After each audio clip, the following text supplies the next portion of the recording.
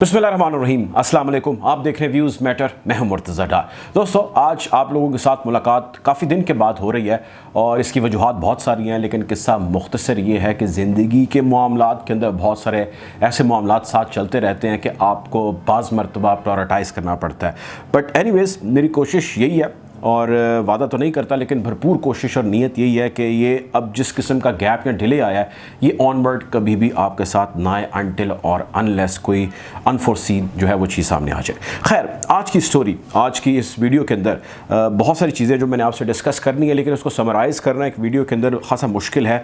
इन जितने भी दिन गुजरे पाकिस्तान के अंदर, पाकिस्तान से बाहर बहुत सारी जगहों पर बहुत सारी डेवलपमेंट्स हैं, बहुत सारी ख़बरें हैं जो नई आ चुकी हैं। हम कोशिश करते हैं कि जो गैप आया उसको भी कवर कर लें और इस वक्त मौजूदा जो चीज़ें चल रही हैं उसमें भी आपको बाखबर रखें।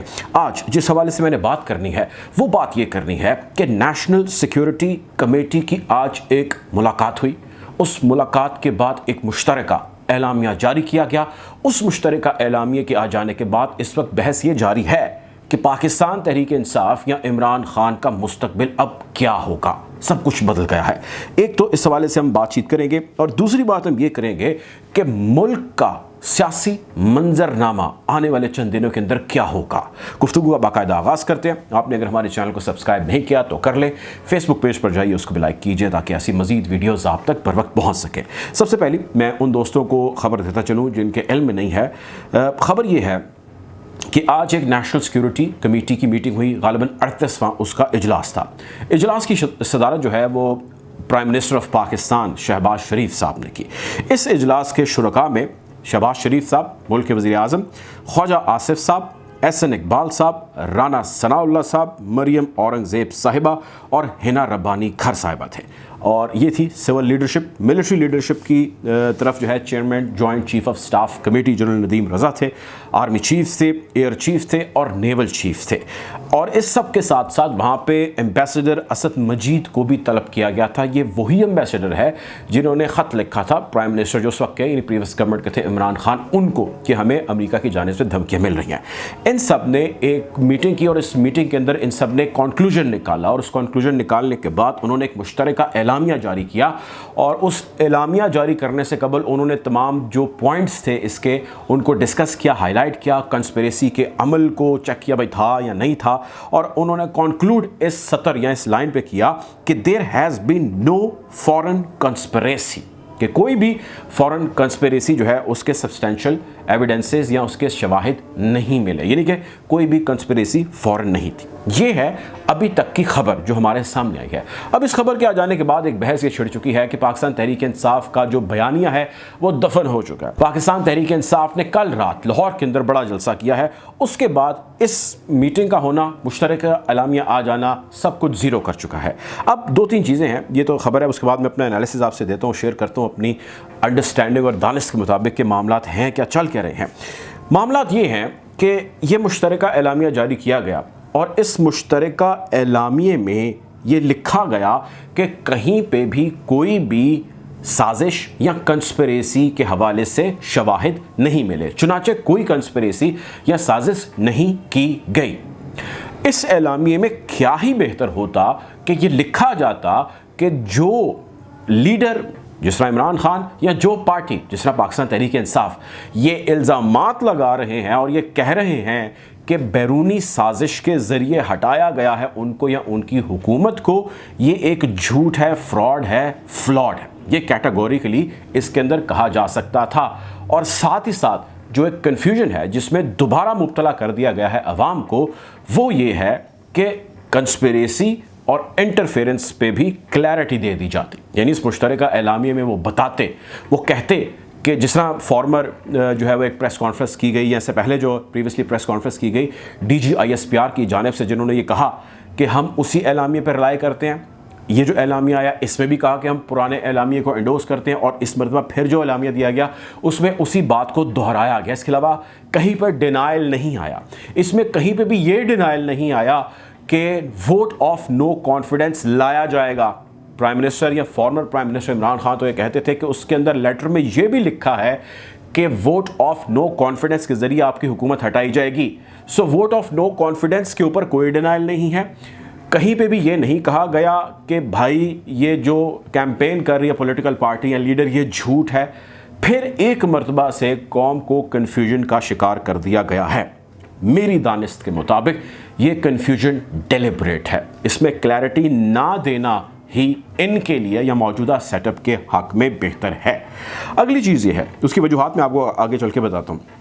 अगली चीज़ ये है कि अब जो पार्टी यानी पाकिस्तान तहरीक इंसाफ या इमरान खान ये कह रहे हैं कि भाई हमारे ख़िलाफ़ एक साजिश हुई है मुनज़्ज़म और उसके ज़रिए हमें यहाँ से निकाल दिया गया है। इस हवाले से उनके पास एम्पेरिकल एविडेंसेस जिसका जिक्र इस एलामिये में या जिसका हवाला इस एलामिये में दिया गया कि हमें नहीं मिले, पॉसिबली हो सकता है यकीनन उनको ना मिले हों। सब्सटेंशियल एविडेंसेस या एम्पेरिकल एविडेंसेस से मुराद ये है कि कोई ऐसी चीज़ जो सबूत के तौर पे पेश की जा सके, यानी कि कोई ऑडियो हो, कोई वीडियो हो, कोई ऐसी इंफॉर्मेशन, कोई सीसीटीवी फुटेज हो जिसके ज़रिए वो बताएं कि देखें जी ये डोनाल्ड लू आया था, assistant secretary of the state America का, आके उसने ये अल्फाज बोले थे और उसने कहा था कि जी उसको इमरान खान को हटा दो, अगर नहीं हटाओगे तो हम पाकिस्तान को तहस नहस कर दें। ऐसी कोई ऑडियो रिकॉर्ड हो गई होती और उसके बाद फोरेंसिक होता और उसके बाद तय कर दिया जाता, कहा जाता हाँ जी ये डोनाल्ड लू की ऑडियो है, तो हमें पता लग जाता कि जी एम्पेरिकल एविडेंसेस है और ये है जिसकी बुनियाद पर जो है वो पाकिस्तान के मौजूदा सेटअप को या प्राइम मिनिस्टर को हटाए जाने की साजिश की गई है।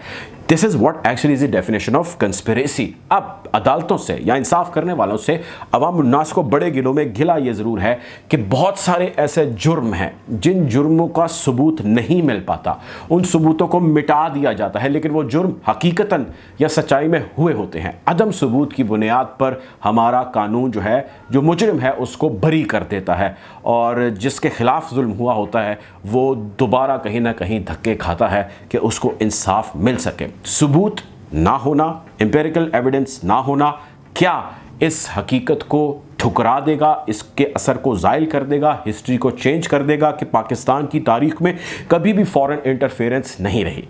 ये हकीकत अपनी जगह हमेशा रहेगी कि पाकिस्तान की तारीख के अंदर फॉरेन इन्वॉल्वमेंट, खुसूसन अमेरिका की इन्वॉल्वमेंट बहुत हद तक रही है। ऐसे कई वाक़यात, ऐसे कई शवाहिद, ऐसी कई हकीकतें अपनी जगह आया हैं, मौजूद हैं कि बाबंगे दोहल इंटरफेरेंस की गई है और हमारे लीडरान उसके आगे सरेंडर करते आए हैं। अमेरिका ना सिर्फ के इंटरफेरेंस पाकिस्तानी मामलात में करता आया है, वो दुनिया के बहुत सारे ममालिक के अंदर करता आया है। There is a long list, may be more than 50 countries. मैं आपको 4-5 नाम गिनाता हूँ। यूक्रेन आपके सामने हालिया मिसाल है। यूक्रेन के अंदर बजरिया नेटो अमेरिका इटसेल्फ ने किस हद तक वहाँ के पॉलिटिकल सिस्टम के अंदर इंटरफेरेंस रखी। जो लोग यूक्रेन को जानते हैं वो ये समझते हैं। ताइवान चाइना के ख़िलाफ़ एक महाज के सूरत में एक नया जो है बोन ऑफ कंटेंशन बनाया गया, पैदा किया गया अमेरिका की ईमा पे 2014 से ऑनवर्ड। जो लोग चाइना को समझते हैं वो जानते हैं कि ताइवान के अंदर अमेरिका की कितनी इन्वॉल्वमेंट है। साउथ कोरिया, नॉर्थ कोरिया को नकेल डालने के लिए जिस हद तक साउथ कोरिया को पैम्पर किया गया, जो लोग नॉर्थ कोरिया को जानते हैं वो जानते हैं कि साउथ कोरिया में किस हद तक इंटरफेरेंस है अमेरिका की। ईरान 1979 से पहले मिडिल ईस्ट का मोस्ट फेवरेट जो है वो कंट्री, मोस्ट फेवरेट नेशन थी अमेरिका की, और उसको उसका बगल बच्चा भी कहा जाता था शाह ऑफ ईरान के दौर में। 1979 ऑनवर्ड इनकलाब आता है। ऐसा क्या हो जाता है कि भाई आपका सबसे बड़ा दुश्मन वो हो जाता है।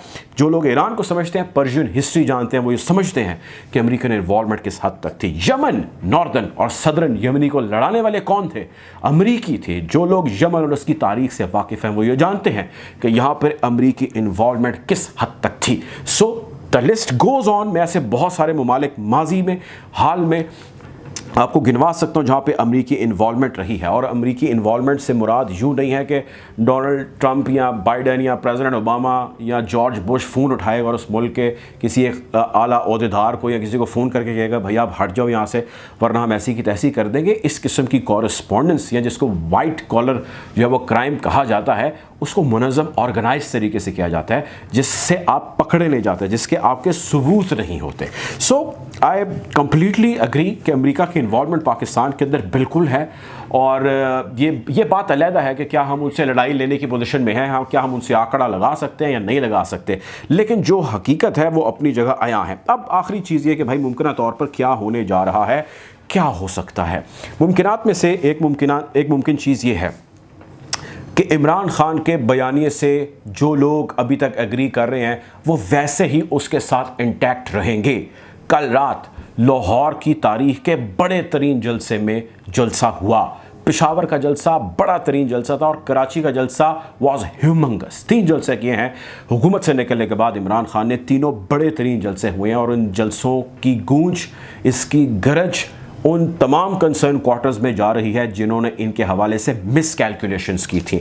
यकीनी तौर पे अवाम इंटैक्ट है और मेरी दानिश अंडरस्टैंडिंग ये कहती है, चूँकि मैं बहुत सारे जलसे कवर कर चुका हूँ, फिजिकली ऑन ग्राउंड भी कवर कर चुका हूँ, इनका क्वांटम, इनका हजम बढ़ रहा है और उसकी मैं आपको 2-3 रीज़न्स देता हूँ। एक रीज़न ये कि जब कभी भी बलाए ताक किसी भी पॉलिटिकल पार्टी से जो मैंने जलसे कवर किए, जब कभी भी आप जलसा गाह की जानिब जा रहे हो, on your way towards the जलसा गाह, आप देखेंगे कि जिस जगह पर उनके वोटर या सपोर्टर किसी कॉन्वॉय की सूरत में जा रहे हो, आगे या पीछे गाड़ियां हैं और एक मुनज़्ज़म या एक प्रॉपर तरीके से कॉन्वॉय को मूव किया जा रहा है, तो याद रखिएगा या तो वो कोई यूसी होती है या कोई हल्का होता है या किसी भी एक जगह पे उस जगह के ज़िम्मेदार की ड्यूटी लगी होती है जिसने वहाँ पर पहुँचाना होता है उन लोगों को और उसने हाज़िरी लगवानी होती है। और हमेशा ऐसा जलसा जो किसी कॉन्वॉय की सूरत में नहीं होता, वो एक ऑर्गेनिक गैदरिंग तो ज़रूर हो जाती है, लेकिन लोग आपको दाएँ बाएँ आगे पीछे जो है वो स्प्लिट ट्रैफिक की सूरत में जाते दिखाई देंगे, हाथों में उन्होंने झंडे उठाए होंगे। That is always